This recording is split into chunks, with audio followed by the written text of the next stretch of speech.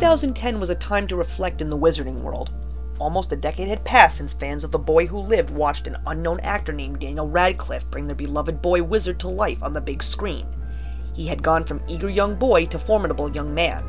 Still on a journey that was never expected to be as big as it was time to delve back into the world of Hogwarts and conclude an unmistakably classic film franchise. The story of Harry Potter and the Deathly Hallows was unlike anything seen before in Harry Potter's world. What began as a story of owl post and Quidditch had become a world overtaken by the forces of evil. Under the persistent and threatening leadership of the Dark Lord Voldemort, these forces were gunning for Harry Potter's life at all costs. The final book was also the most complex in the collection, because it culminated all that had been written by J.K. Rowling. There were no side stories, just one main plot from beginning until the end. The Harry Potter filmmakers broke down this book in every which way they could, and to be a successful conclusion on film, keeping all content found in the books were critical. The Deathly Hallows was first projected to be a film almost 5 hours in length. While this movie was to be given a PG-13 rating, due to its darkness and images of battle, there was no way that young children would be prevented from seeing their hero on screen. While some do believe that the course of action taken was to, as they say, make more money, it was announced that the films would be split and screened over a 7-month span. In June of 2010, fans across the world saw posters and trailers for The Deathly Hallows Parts 1 and 2.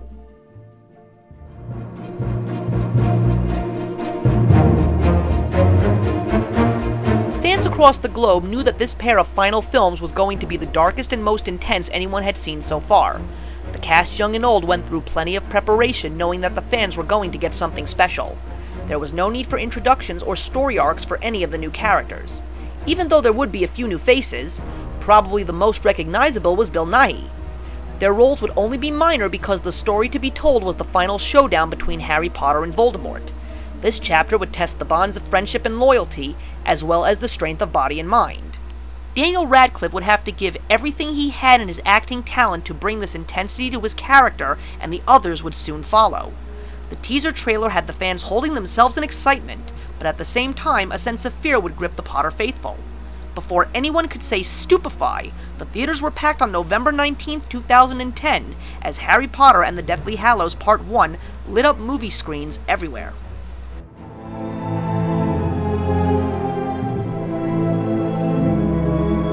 There was no going back to Hogwarts for Harry and his friends this time. Knowing that it was time to finally face his fears, Harry had grown up and was ready to do what had to be done. Through the Wizarding world and the Muggle world, he would face incredible odds in order to finally take Voldemort down. He retraced all of his steps from the past 6 years, and fans would see little things from past chapters of the story make a return. Yet this time, those small things that were scattered throughout the story would end up being crucial to Harry's final mission. A few old faces would also make their return to aid Harry, but sometimes at a terrible price. Harry would even travel to places that were only mentioned shortly throughout the story. One of them would be going back to his birthplace. He would also learn some new things about his past and his connection to the Dark Lord. Harry would be in the company of his 2 best friends, but even with those who cared for him the most, it only made his mission far more difficult. There would be moments where their loyalties would be in jeopardy, but at the same time, there would be moments where being with them would ease his pain and calm him down even in the most difficult of times. Constantly on the run from Voldemort and his followers, they would inch closer and closer to finishing the Dark Lord. Unexpectedly, something would interfere with Harry's mission, and that would be the Deathly Hallows. These were 3 magical items that one would use to be the most powerful wizard or witch ever known. Strangely enough, Harry had already one in his possession, but by the end of the film, Harry and Voldemort as always would be locked in a stalemate, because the Dark Lord himself obtained his own. When the lights went up on the first film, we were left with cheers and tears, knowing that we were reaching the end of Harry Potter's journey. With the Deathly Hallows halfway completed, fans would have to wait until July 15, 2011 for the Deathly Hallows Part 2. With it would give the fans 3 things that they had been waiting for the most: Harry's confrontation with Severus Snape, his final battle with Voldemort, and tying it all together was the return to where Harry's story in the Wizarding world began.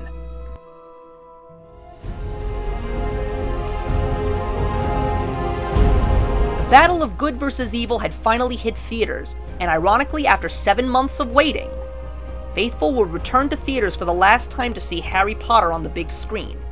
With this movie, fans were going to see the whole story come together and watch the boy wizard, now fully grown hero, face his final mission. Harry's mission would finally lead him back to his real home. With many obstacles waiting for him, he was given a hero's welcome by all of his friends when he had set foot behind the walls of Hogwarts. Waiting for him was one who he had wanted dead more than the Dark Lord himself. He would stand tall and let the world know that it was Snape who killed his friend and mentor. Snape had been working under the guise of a teacher for 16 years, only to let his true colors as an agent of evil come forward. Yet, Snape would meet his end under the hands of another, only for Harry to find out the truth about a man who he never understood and had so much hatred towards. At the same time, he would also uncover the darkest secret about himself. It was a secret that the most unlikely of people regretted having to hold. It was the plan to finally destroy Voldemort, and it would be Harry himself that would have to make a sacrifice he never knew he had to make. At that moment, Hogwarts transformed from a place of learning to a battlefield. The forces of evil had made their way to Hogwarts, and it would be up to just a handful of experienced wizards aiding the children against an army of evil. Eventually, there would only be 2 needed on the battlefield, and it was so. With the knowledge Harry possessed in a strange course of events, it would be Harry standing alone. He, of course, would soon be standing with those who had been by his side to the very end, and with evil finally vanquished, it would be time for the boy who lived to finally do just that.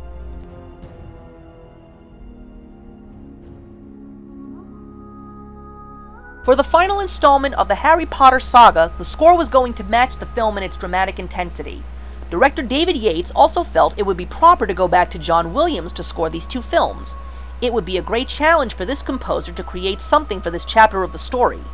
At the same time, however, a true honor to be called back and finish what he had originally begun. Unfortunately, due to time constraints and other projects, John Williams was unable to return to Harry Potter. Nicholas Hooper had also gone on to other projects which had conflicted with the Deathly Hallows schedule. The slot would soon be filled by a brand new face, Alexandre Desplat. While most of his work dealt with overseas films, he was nominated for an Oscar for his score of The Curious Case of Benjamin Button. He is a unique composer because he manages to create a sound that can constantly change, from the overly dramatic to the dark and intense. With both, he manages to add a sense of fantasy and wonderment, and with the world of Harry Potter reaching those levels, he would be the perfect fit. The score is filled with emotions, and each song in these 2 films captures it all wonderfully. Yet, of course, John Williams was there as well, as pieces of the original score of the first film were used slightly in the 2 films to show a light in the darkness. It was those moments that would put a smile on the faces of the audience after watching films like The Deathly Hallows.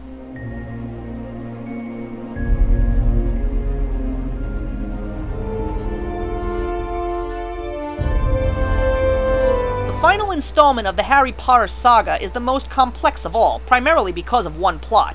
There are no side stories and no points that trail off. The story is Harry's final showdown with Voldemort. The splitting of the story into 2 films is in fact the biggest positive, as well as the biggest negative. Splitting the story into 2 halves, of course, allows you to get the whole story from beginning to end, yet again there are a few noticeable changes. The changes do not affect the story, rather they add to the intensity. If you read the final battle between Harry and Voldemort, it is way too simple, and doesn't even take up much of the story. Hollywood never goes for a final battle that's so simple. Instead, you get an intense roller coaster and a final image that will match some of the greatest moments in film history. The negative is when the story goes into the second half, it loses a lot of the characters we have grown to love throughout. The last 10 years do not have much significance, and the story just focuses on Harry and Voldemort. That's because it's supposed to, and all the character development was in fact touched upon in the Deathly Hallows Part 1. Some consider the first film only a filler leading up to the final battle. However, it had some of the best character development in the whole story. In the first part, you get the most incredible acting from the 3 young stars, and you really see how far they've come from an acting perspective. It is the development that moves the story and fills you with all different kinds of emotions. Still, there's not much action, but it all leads into the second half of the story. When the final film premiered, there were select theaters that actually showed Part 1 before the midnight premiere of Part 2. Fans watched 5 hours of Harry Potter films, and they were left going crazy with excitement. Those who only went to see the second part on its own, while positive about it, were left satisfied, but not entirely. Still, no matter how you slice it, the finale was everything fans could have ever wanted, and when the lights go up on the Deathly Hallows Part 2, you can do nothing but smile and applaud on a job well done.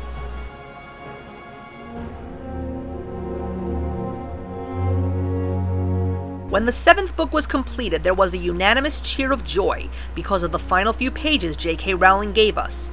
They answered the question of what happened to the characters after that dark day, and they were the answers that the fans wanted. That part of the story was also included in the films, but now the question was, what awaits these powerful young actors? Before the Harry Potter films were even concluded, there were a few projects in the works. Daniel Radcliffe had a successful stint in the Broadway play Equus, and now he is still there performing in the play How to Succeed in Business Without Really Trying. In 2012, he will star in the gothic horror film The Woman in Black, and there are rumors of him starring in the retelling of the 1930 war film All Quiet on the Western Front.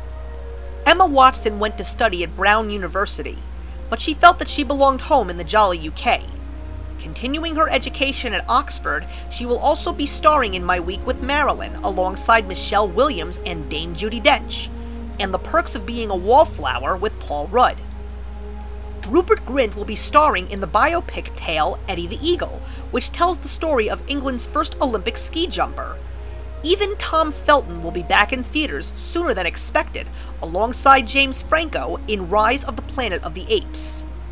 Yet it is not always acting that remains the main focus, like Bonnie Wright, who alongside working on other film projects was the first of the young Harry Potter cast members to tie the knot with her co-star Jamie Campbell-Bower. One can only wonder what we will see from these talented young stars who 10 years ago had next to no acting experience at all. What can be said is that if they are only remembered for their roles in the Harry Potter films, they would be fools not to appreciate it.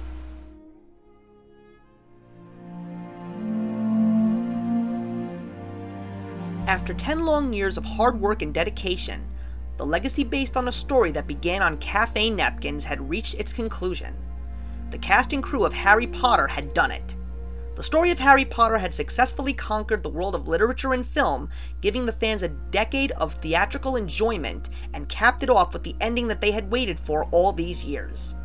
The Deathly Hallows Part 2 was a landmark achievement out of all 8 films. It broke its own highest-grossing record, which ironically was held up until this point by The Sorcerer's Stone in 2001. It shattered the opening day box office record that was held by Christopher Nolan's 2008 film The Dark Knight, and in less than a month raked in just over $1 billion worldwide.